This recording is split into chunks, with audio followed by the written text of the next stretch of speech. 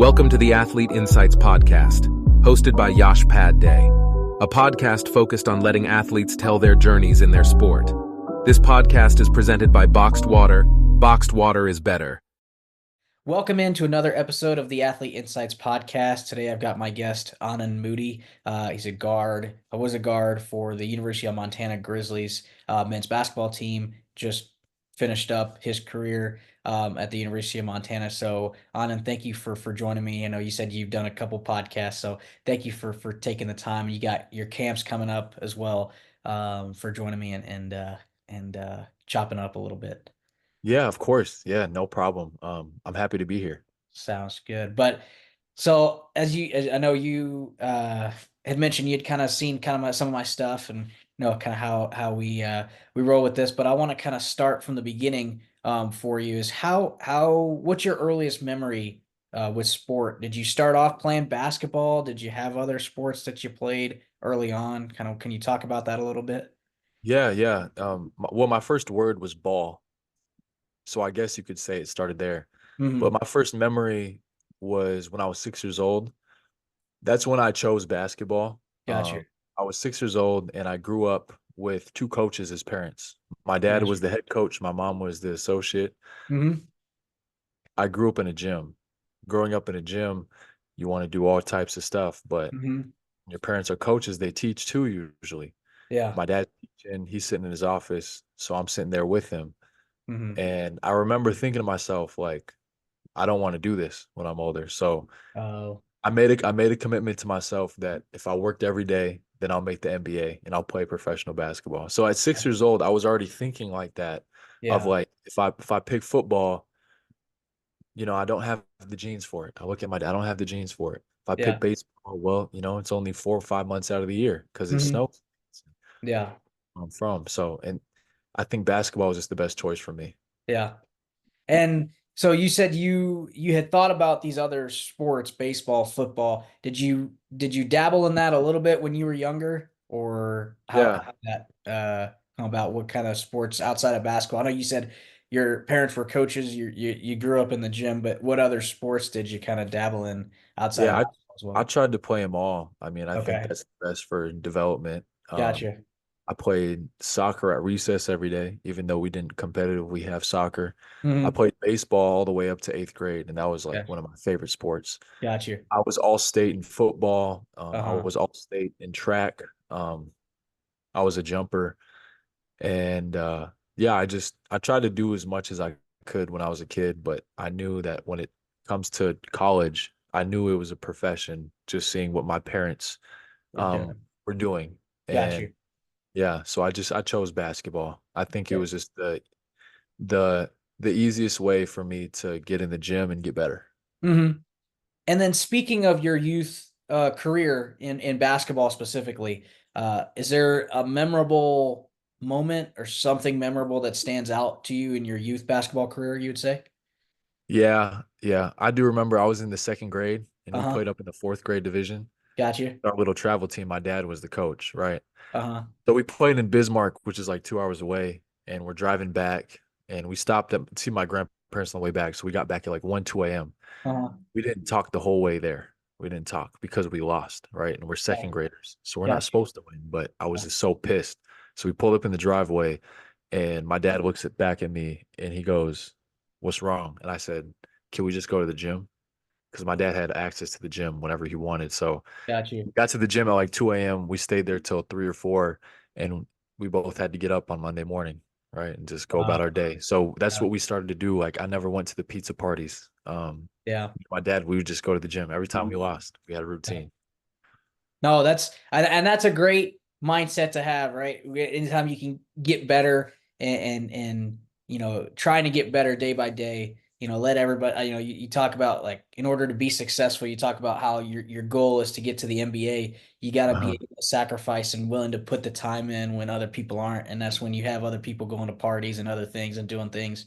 And it's great to kind of see that mindset with you in terms of you lose, but you're not going to the parties, you're not going to the movies, you're wanting to get up in the gym and get working. So it's a Yeah. great mentality to have there as a starting, and that's from your youth. I mean, from your youth career, from your youth times, from being in the second grade, you had that awareness and that vision. So Yeah. that's great to see with that.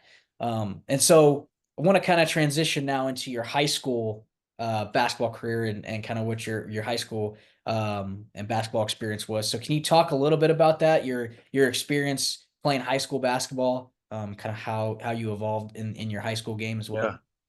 Yeah. I mean, in North Dakota, you don't get a lot of exposure there at all. So I played for, the best AAU team out in North Dakota, but even then, nobody really gets to see you. Mhm. So, um, yeah, there wasn't a lot of exposure. Got My you. first 2 years, I played varsity, and Mhm. I played varsity freshman and sophomore year, and maybe averaged 14 to 16 a game. Mhm. Um, but then we got a new coach, and he kind of just let me play my game. So I went from 16 to 34 points a game, and was the Gatorade Player of the Year 2 times my junior senior year. Mhm. Scored almost 2,200 points in my career, and um, am the all-time scorer out of North Dakota high school history. Mm. Okay. So, yeah, I had a decorated career, but I committed to University of North Dakota when I was a junior. So I Yeah. didn't really give a lot of time for my recruitment to open up. Got you. I had a brother that played football for NDSU. Uh-huh. He was a wide receiver, and my sister played volleyball. Uh-huh. So I've always kind of been the black sheep of the family. So when UND offered me, I just took it. So Got you. I wanted to stay in state anyway too. That's fair. And that's kind of was kind of my follow-up there is, I'm always curious about kind of how the recruiting process works. You said you didn't let enough time for your Yeah. recruitment to open up, but how was that process with UND and how that process worked with them approaching you? Kind of when did they offer that type of thing? Can you talk about that a little bit? Yeah, yeah. Well, I went on my first visit when I was actually between the summer of my eighth and ninth grade year. Okay. I went on a visit there, and I went on a visit to NDSU, Got you. and it was just a toss up. I knew either way I was going to end up at one of those two schools. Hmm. And by the time I got to my junior year, UND had offered me, Hmm. and NDSU, they were on the verge, but they hadn't truly committed yet. So I just had a good relationship with the guys at UND. Gotcha. When I was a senior in high school, they actually won the Big Sky with a guy named Quentin Hooker, Gino Crandall, Drake Bernstein. So they Mhm. had some legends on that team, and they won the league. Yeah. And I wanted to go to a winning program, and they Gotcha. had one. So Mhm. it was a pretty easy decision for me. And can you talk about as you moved from your high school career, now you're at North Dakota, and you've had a vast college career from North Dakota to Southern Utah to now Montana. But speaking of kind of your first foray into the college game, it's always kind of interesting to hear what you noticed or the differences between like your youth career, high school, and then the evolution into the college game. Kind of what are the biggest key differences and key points you've noticed between high school, youth, and the college game overall? The changes. I would say the biggest difference is the athleticism, the Hmm. height, Gotcha. and then those two combined. So the height and the size with the athleticism, which causes the speed of the game to increase exponentially. Gotcha. So you have to have a grace period, and which is why I recommend all freshmen that they redshirt for that Hmm. grace period to let the game catch up to you, because it is intimidating, or it can be. Hmm. So yeah, I would say that you can find people that can shoot in high school or in college.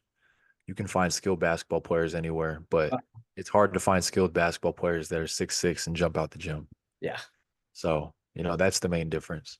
And what's the biggest adjustment? You talked about the athleticism and the size, but for yourself personally, what was the biggest adjustment that you had to make going from college? Was it working on your shot defensively? Any kind of adjustment that you had to make going from high school to the college game? Defensively, a lot. You can get away in high school without playing much defense if you score 30 points a game. Gotcha. So I was definitely a recipient of that. Uh-huh. So getting into college, it's just about finding ways to get on the court, and Mhm. it's so cutthroat, and you have so much talent on all these teams. Yeah. It doesn't matter who you are. if you can score 20 a game, but you can't guard, your role will get diminished at a Gotcha. certain point. Yeah. So just trying to keep myself on the court at all times, Gotcha.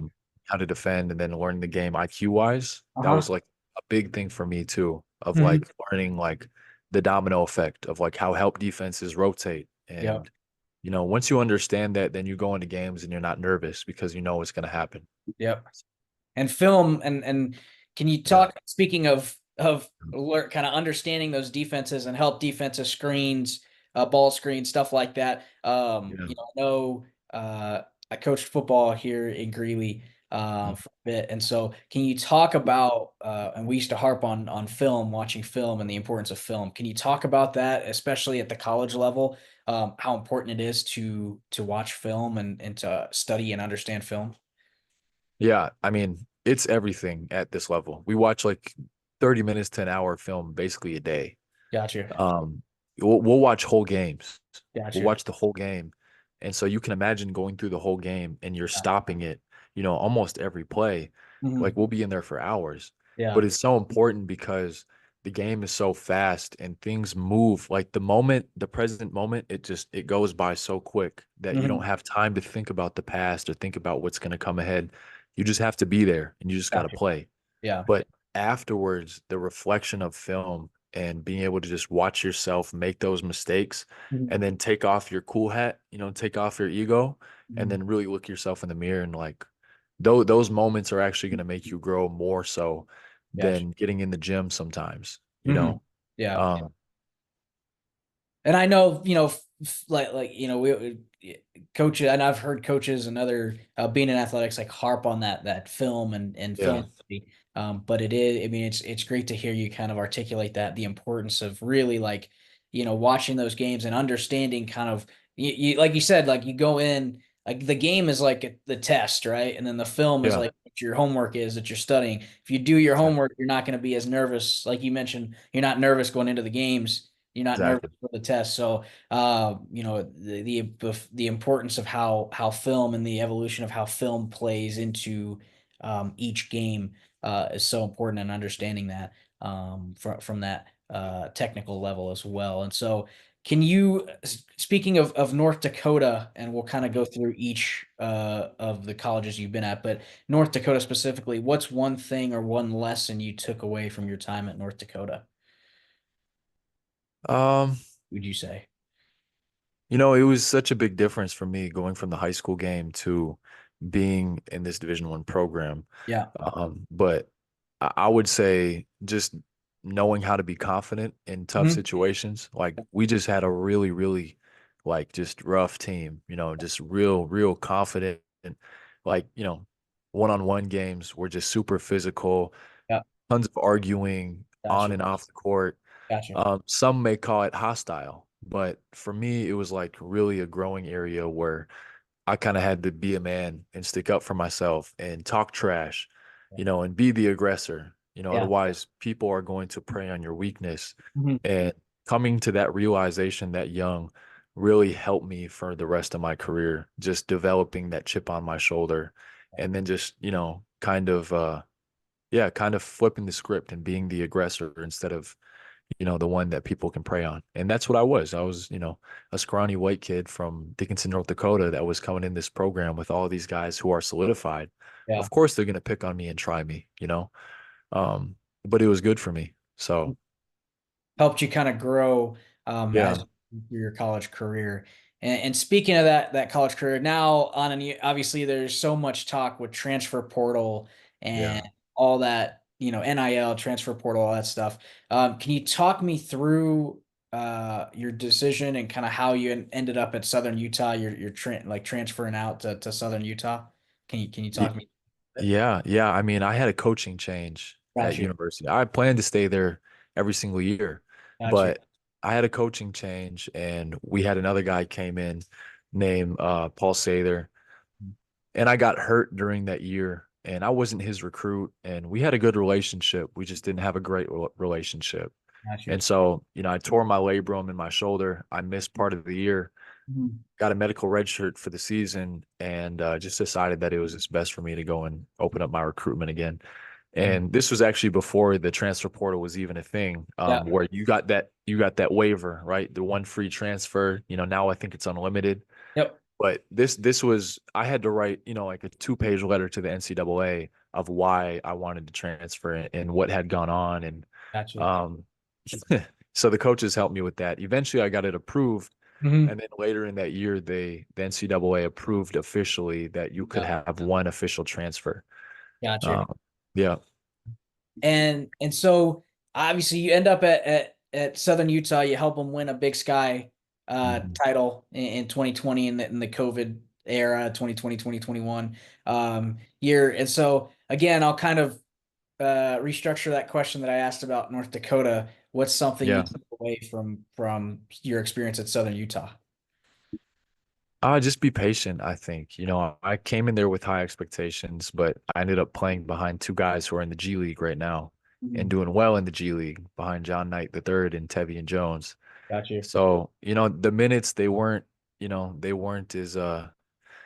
as abundant as I wanted them to be. But I took advantage of the minutes that I had. And yeah, I just had to be patient and wait for my time. And by the end of the year, we had an injury, and I ended up starting the last 4 or 5 games of the year, and that's when I really kind of broke out, and that really helped me going into the portal, my next transfer, coming Gotcha. to Montana. Yeah. And speaking of that, you kind of hinted at that. How was that process? How'd you land? How did you end up transferring out to Montana, and how did that process play out, if I may? Yeah, yeah. Well, originally we were gonna stay at Southern Utah until my wife got pregnant, and Okay. me and her both being from North Dakota, we wanted to get a little bit closer to home. Got you. I was actually gonna play Division II basketball back in North Dakota. I Got was you. either gonna go to Minot State, University of Mary, or Morehead State. Got you. Morehead State didn't have a coach. Mhm. University of Mary didn't want me, and Minot State, they were gonna give me, whatever I role I wanted, just flat pick and roll the whole game, whatever. So Got you. these are my options. It's Minot State really, Mhm. and Montana State and Montana. Mhm. Those are the closest options that I had because North Dakota State didn't want me. I wasn't going to go back to University of North Dakota, Yeah. so it was really just between those The- two schools, Montana and Minot State. Yeah. So I went on my visit. I actually wasn't even going to come to Montana. I just wanted to go home, right? I Yeah. just wanted to be close to home so we had help. But Mhm. um, three assistant coaches on the coaching staff, they have two kids about the same age as my kids, right? Got you. So, I mean, they were just really helpful and they were in my position. So, just like having kids as a college athlete, it's Yeah. really hard to do that if your coaches don't have kids because Yeah. they don't understand the struggle. But Mhm. since I had three coaches, assistants, and Trav obviously has his own kids. He's just a little bit older. Yeah. But having all that there, that support that can really feel me, like where if we have 8 a.m. weights, like I don't have to go, I can come in at noon, Yeah. so I can get some extra sleep. Like those accommodations meant everything to me. Got you. So Yeah. that was huge for me. For sure. And how, let me ask you this, can I you transitioned multiple coaches, obviously. Your last one being Coach Travis here at Montana. What was it like playing for Coach, and kind of what's a lesson that you learned playing for Travis here at Montana at your last stop? He's the best, man. I can't honestly speak enough good things about him. But one thing that I'll always take away that he taught me one time, just in conversation, it Yeah. just popped up, and I was like, hold up, what did you just say? Uh-huh. It just came out naturally, but he said perspective, or he said knowledge is perspective, or perspective is knowledge. Hmm. So we always think that information is actually knowledge. Like knowing more things gets you more knowledge. And it's actually incorrect. Like perspective, if you have a problem that you want to solve and Yeah. all you have is information, you're limited. But if you can put yourself in other people's shoes and you can get different perspectives of that problem, sometimes it actually isn't a problem. Maybe it's an opportunity, Yeah. right? Yeah. So maybe it's not even something that needs to be solved. Maybe it's just something that like can motivate you. But Gotcha. perspective is everything. It's perspective is knowledge. So like Travis is he's an encyclopedia of wisdom. He really Gotcha. Yeah. And before kind of we end the episode here, like I said, I always give athletes, and you mentioned Travis kind of giving you that advice and kind of Yeah. passing on that wisdom. I want to give you a chance to kind of pass on some wisdom, if to, the whole point of me starting the podcast was to kind Yeah. of help youth athletes kind of grow and understand kind of what it takes to get to Yeah. that level. So let me push this question to you: is if you were talking to a room of youth, young basketball players, young athletes that want to get to your level, play at that Division I level, what's one piece of advice or one skill that you think that they need to have, that you would provide them with? I would say the one skill that you need to have is to have a dream and then to have a plan of attack of how to achieve it. And if you have those two things, you will be unstoppable in this world. But without those two things, it's going to be hard to have fulfillment in this world. And you're just going to chase the quickest thing that makes you happy and Mhm. not fulfilled. So if you have a dream and if you have a plan to go achieve it, you will be happy and you will be successful and you will be accomplished. And then on your way to that, you'll help other people as well. So I think that's the most important thing that a kid can do is decide what they want to do. In school nowadays, they put you in every single class and they want to wait until you're 21 to make it a career choice. It's Yeah, like if you know at 10 years old, go and do it right now. And if it yeah, doesn't work, what you learned out of that experience will propel you into your next thing. got you. But this kid's just playing video games and doing nothing with their lives. I mean, kids are they're capable of much more than that. So Yeah. it's a waste to have them do anything but go and achieve something.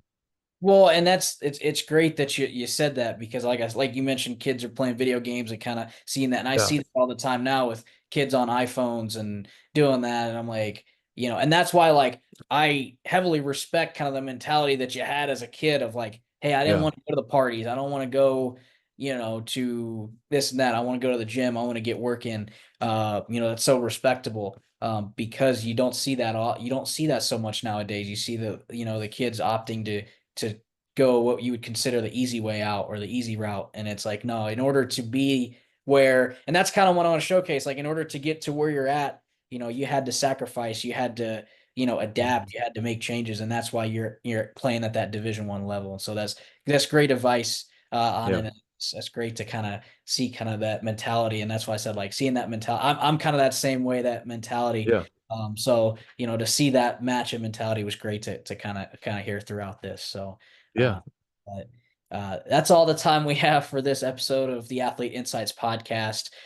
You can follow Aanen on social media. I'll have your social media handles up on the video as well as in the description on YouTube. So you can follow Aanen and his journey overseas as he goes overseas now, start his professional career, Mhm. as well. And then you can follow my podcast on YouTube, Spotify, Google Podcasts, pretty much everywhere you can find podcasts, you can find this one at. So, but Anand, I want to thank you once again. I know, like I said, you're pretty busy out there in Montana right now, but I want to thank you for taking Yeah. the time and chopping it up with me, man. So I appreciate you. So, Yeah. Appreciate you. Thanks for having me on.